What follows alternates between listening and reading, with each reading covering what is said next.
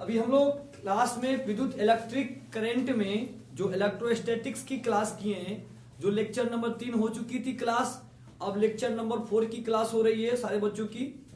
अब हम लोग ध्यान से देखेंगे कि क्या अभी हम लोग विद्युत आवेश के जो होते हैं ना, आवेश के प्रकार पढ़े हैं। आवेश किसे कहते हैं, आवेश के प्रकार और आवेश के मात्रक पढ़े हैं लेक्चर नंबर 3 में। और अब हम लोग पढ़ने वाले लेक्चर नंबर 4 में जो टॉपिक का नाम है विद्युत बोलिए या इसको वैद्युत बोलिए, वैद्युत आवेश के मूल गुण पढ़ने वाले हैं कि वैद्युत आवेश के मूल गुण कितने प्रकार के होते हैं, उसके बारे में क्लास करने जा रहे हैं हम लोग। देखिए इसको इंग्लिश में बोलते हैं basic properties of electric charge. ये 3 प्रकार के होते हैं।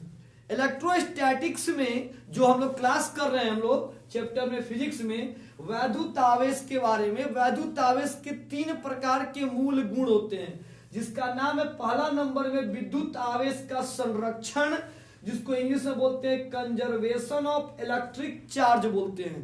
दूसरा आता है विद्युत आवेश का क्वांटीकरण बोलते हैं, जिसका इंग्लिश होता है क्वांटाइजेशन ऑफ इलेक्ट्रिक चार्ज बोलते हैं। तीसरा आता है विद्युत आवेश की योज्यता, जिसको बोलते हैं एडिटिविटी ऑफ इलेक्ट्रिक चार्ज बोलते हैं। तो वैद्युत आवेश के 3 प्रकार के मूल गुण हैं। पहला गुण का नाम हमने पढ़ा आवेश का संरक्षण का नियम, आवेश का क्वांटीकरण, आवेश की योज्यता। अब एक एक करके तीनों को पढ़ेंगे कि तीनों का नियम क्या है, उसका कार्य क्या है। चलिए आगे बढ़ते हैं, इसके बारे में समझने वाले हैं। हम लोग क्लास कर रहे थे अभी, वैद्युत आवेश के 3 गुण पढ़े थे, मौलिक मूल गुण। जिसका एक पहला आया था आवेश संरक्षण का नियम, दूसरा आवेश का क्वांटीकरण, आवेश की योज्यता। पहला टॉपिक आ रहा है आपका वैद्युत आवेश के संरक्षण का नियम। वैद्युत आवेश के संरक्षण का नियम, देखिए नियम क्या बताता है। आवेश को ना तो उत्पन्न किया जा सकता है और ना ही नष्ट किया जा सकता है।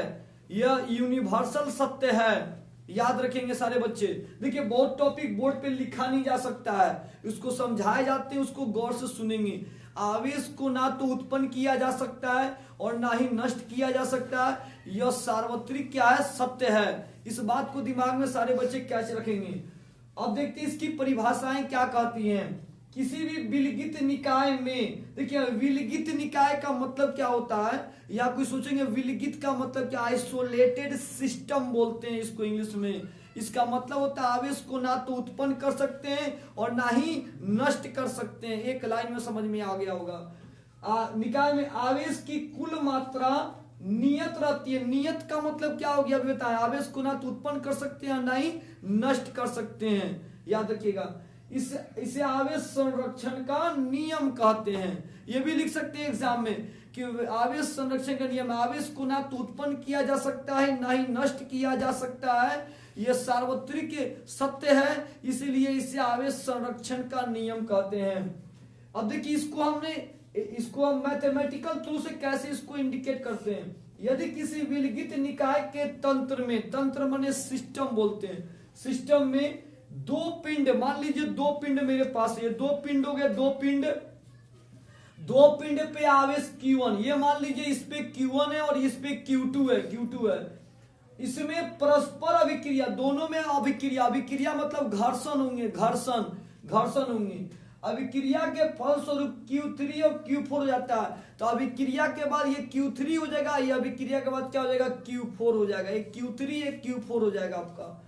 तो आवेश संरक्षण के नियम के अनुसार तंत्र में कुल आवेश की मात्रा स्थिर रहती है। स्थिर का मतलब कि जो पूर्व था वो पूर्व के बाद ही बना रहेगा उसमें। इसलिए यहाँ पर नाव लिखा गया क्रिया के पूर्व आवेश बराबर क्रिया के बाद आवेश। इसका मतलब ये मान लीजिए क्रिया के पूर्व Q1 था, क्रिया के पहले ये Q2 था, दोनों Q1 Q2, ठीक है। अब क्रिया के बाद, क्रिया का मतलब दोनों को घर्षण कराने के बाद, घर्षण के बाद ये Q3 हो गया, ये क्या हो गया, Q4 हो गया। यानी क्रिया के पूर्व Q1 प्लस Q2, ये Q1 ये Q2, और क्रिया के बाद ये Q3 ये Q4 हो गया। क्रिया मतलब घर्षण कराया गया। अब इसको एग्जाम्पल के तौर पे और समझते हैं, ध्यान से देखते हैं टॉपिक बोर्ड पे। देखिए यहां ध्यान देते हैं सारे बच्चे। हमने क्या किया, एक कांच की छड़ लिया, कांच की छड़, और कांच की छड़ हो गया, और एक रेशम का कपड़ा लिया, रेशम का कपड़ा लिया, एक रेशम का कपड़ा लिया, रेशम का कपड़ा, और दोनों को हमने घर्षण कराया। जब घर्षण कराएंगे तो क्या होगा कि कांच के छड़ पे प्लस की चार्ज आएगी और रेशम के कपड़े पे माइनस की चार्ज आ जाएंगे, माइनस की चार्ज आ जाएंगी। तो यहां पे दिखाई दिया, सबसे पहले कांच का छड़ लिया, रेशम का कपड़ा लिया, और हमने क्या किया, इसको हमने क्या किया, कांच की छड़, ये रेशम का कपड़ा हो गया। तो क्रिया के पूर्व ये Q1 था, ये Q2 था, ये Q1 हो गया और ये Q2 हो गया। क्रिया के बाद क्या हो गया कि क्रिया के बाद ये हो गया आपका Q3 और ये आपका क्या हो गया Q4। दोनों का बीजगणितीय योग करेंगे ना, तो ये दोनों का बीजगणितीय योग, ये दोनों का बीजगणितीय योग, तो दोनों एक दूसरे के क्या होगा, बराबर आ जाएंगे। इसे आवेश संरक्षण का नियम कहते हैं। अब दूसरे एग्जांपल में आते हैं। पहला एग्जांपल समझ में आ गया, कांच की छड़ और रेशम के कपड़े पे आपको समझा दिया Q1, अब ये था Q2, रगड़ने के बाद क्या हो गया, ये Q3, ये क्या हो गया Q4, और रगड़ने के बाद इस पे प्लस का चार्ज, ये हो गया माइनस की चार्ज। इसमें से कुछ कण निकल के इसके अंदर चला गया, तो ये क्या हो गया, इस पे प्लस की चार्ज, इलेक्ट्रॉन का त्याग किया है प्लस, और इलेक्ट्रॉन ग्रहण किया, तो इसलिए क्या हो गया, इस पे माइनस। अब दूसरे एग्जाम्पल में हम लोग प्रवेश करते हैं और उसको ध्यान से उसको देखते हैं हम लोग। सारे बच्चे अभी समझे एग्जाम्पल नंबर 1 समझे, उदाहरण नंबर 1 समझ लिए। यहाँ पे रेशम की कांच की छड़ और रेशम के कपड़े पे।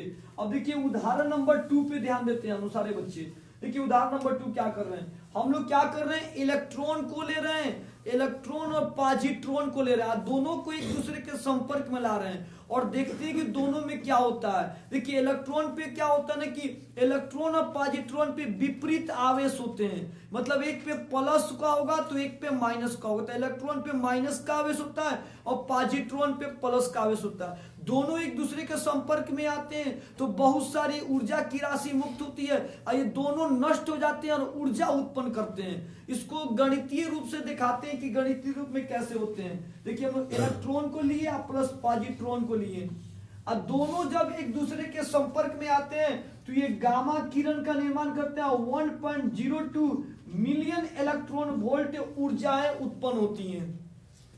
यानी हम लोगों ने क्या समझा, अभी इसको हम यहाँ प्लस देके इंडिकेट कर देते हैं, अच्छा रहेगा। तो हमने क्या समझा कि दो विपरीत प्रकार के हमने कण को लिया और दोनों विपरीत प्रकार के कणों को एक दूसरे के जब संपर्क में ले गया तो क्या हो गया, दोनों नष्ट होकर एक गामा किरण का मतलब गया, इसको हम लोग मैग्नेट चैप्टर में बहुत अच्छे से गामा किरण के बारे में पढ़ेंगे। तो दोनों एक दूसरे से नष्ट होकर बहुत सारी ऊर्जा की राशि मुक्त किया और यहाँ दोनों का जो आवेश का मान होगा वो शून्य के बराबर हो जाएगा। याद रखिए दोनों के आवेश का मान यहाँ शून्य के क्या हो जाएगा, बराबर हो जाएगा। तो दोनों एक दूसरे के बराबर, बीजगणितीय ये होगी, इसका क्या हो गया, शून्य हो गया। तो दूसरा एग्जाम्पल हो गया, ये आपको बोलेंगे इलेक्ट्रॉन, हम इसका नाम दे देते हैं ताकि याद रहेगा इलेक्ट्रॉन, और ये हमारा हो गया पॉजिट्रॉन। दोनों एक दूसरे के संपर्क में आने के बाद क्या हो गया, नष्ट होकर अब बहुत सारी ऊर्जा की राशि, तो पूछा जाए कितनी ऊर्जा की राशि, तो 1.02 मिलियन इलेक्ट्रॉन वोल्ट ऊर्जा की राशि क्या करता है, यह मुक्त करता है। अब देखिए तीसरा एग्जांपल हम लोग लेते हैं, ये मेरा 2 नंबर एग्जांपल था। एनसीईआरटी देखिए आपको क्या बोलता है, तीसरा एग्जांपल रेडियोधर्मी क्षय की बात करता है। रेडियोधर्मी क्षय, देखिए रेडियोधर्मी क्षय में नाभिकीय अभिक्रियाएं होती हैं। क्षय में नाभिकीय अभिक्रिया जो हम लोग आगे की क्लास में इसको बहुत अच्छे से क्लियर करेंगे, नाभिकीय अभिक्रिया होने पर। अब देखिए नाभिकीय अभिक्रिया, इसके लिए हम लेते हैं U92 और 235 प्लस। अब इसको हम क्या कर रहे हैं, इसको हम इस पे एक अल्फा कण से आघात करा रहे हैं। तो देखिए हम एक अल्फा कण से जब आघात कराएंगे तो हमारा यहाँ थोरियम का निर्माण होगा और थोरियम यह 90 हो जाएगा और 234 हो जाएगा, ये 238 रहेगा बाबू। अब प्लस यहाँ पे आ जाएगा हीलियम के कण 2 और 4 आ जाएंगे। चलिए अब इसको ध्यान से देखिए आप सारे बच्चे, हीलियम और ब्रैकेट में अल्फा कण लिखेंगे, इसको ध्यान दीजिए। रेडियोधर्मी क्षय में क्या होता है कि U92 238 जो ये तत्व एलिमेंट है जब यह विखंडित होता है तो थोरियम प्लस एक हीलियम के कण मतलब एक अल्फा कण का निर्माण करता है। कोई पूछे कैसे इसको बीजगणितीय पे बराबर करते हैं, दोनों को बराबर। यहाँ 92 यहाँ देखिए 90 या 2 जोड़ेंगे तो क्या हो गया 92 और 234 में 4 यहाँ जोड़ेंगे तो क्या हो गया 238। जितना यहाँ द्रव्यमान था वहां द्रव्यमान भी उतना ही आ रहा है, जितना यहाँ परमाणु संख्या था यहाँ भी जोड़ने पे इसका परमाणु संख्या बराबर हो रहा है। याद रखिए आवेश संरक्षण के नियम में आपको ये याद रखना है कि इसका बीजगणितीय योग एकदम बराबर आना चाहिए, आपका बीजगणितीय योग बराबर आना चाहिए। तो हमारे यहाँ बीजगणितीय योग क्या हो रही है, बराबर आ जा रही है। हमारी इक्वेशन क्या है, पूरा पूरा सही है। तो 2 एग्जाम, तीसरा एग्जाम्पल देखिए, हम चौथा एग्जाम्पल लेते हैं। हम लोग चौथा एग्जाम्पल लेते हैं, नाइट्रोजन लेते हैं। हम नाइट्रोजन एनसीईआरटी में देखिए क्या दिया हुआ है, इस एनसीईआरटी के माध्यम से हम सारे बच्चे चल रहे हैं। चलिए देखते हैं इसको ध्यान से। ऑक्सीजन 817 प्लस एक प्रोटॉन का निर्माण हो रहा है। यहां ध्यान दीजिए, इसको बोलते हैं नाभिकीय विखंडन बोलते हैं। ध्यान दीजिएगा, नाभिकीय विखंडन। देखिए नाभिकीय विखंडन में क्या हो रही है कि यहाँ देखिए इसका बीजगणितीय योग करिए, 7 और 2 क्या हो गया 9, और यहाँ पे देखिए 8 है क्या हो गया 9। फिर यहाँ देखिए 14 या 4 कितना हो गया 4, 18 या 17 या 1 कितना हो गया 18। यानी कहने का मतलब है कि नाइट्रोजन और हीलियम के कण दोनों आपस में जब मिले हैं ना, नाइट्रोजन और हीलियम के कण आपस में जब मिले हैं तो ये क्या बना है, तो ये ऑक्सीजन और एक अणु प्रोटॉन का निर्माण किए, एक अणु प्रोटॉन का निर्माण किए हैं। अगर कुछ समझ में नहीं आ रहा होगा तो धीरे धीरे सारी चीजें समझ में आए, क्योंकि ये स्टार्टिंग की चैप्टर है आपका, और जैसे जैसे इसमें घुलते जाएंगे और अच्छे से क्लियर होते जाएगा, समझ में आते जाएगा। तो हम लोगों ने 4 एग्जाम्पल लिया। आवेश संरक्षण के नियम में आपको ये याद रखना है कि इसका बीजगणितीय योग एकदम बराबर आना चाहिए। तो हम लोग इधर का बीजगणितीय योग इधर का बीजगणित दोनों को बराबर कर रहे हैं, तो इक्वेशन क्या हो रहा है, बराबर आ जा रहा है। चलिए यहाँ पे हम लोग क्या किए, आवेश संरक्षण के नियम पढ़े। अब इसके अगले टॉपिक में अगले वीडियो में पढ़ेंगे विद्युत के में दूसरा है क्वांटीकरण का सिद्धांत और आवेश की योज्यता। अगले वीडियो में लोग इसको स्टार्ट करेंगे। आज की वीडियो बस इतना अपलोड की जा रही है, स्टार्ट करें क्लास।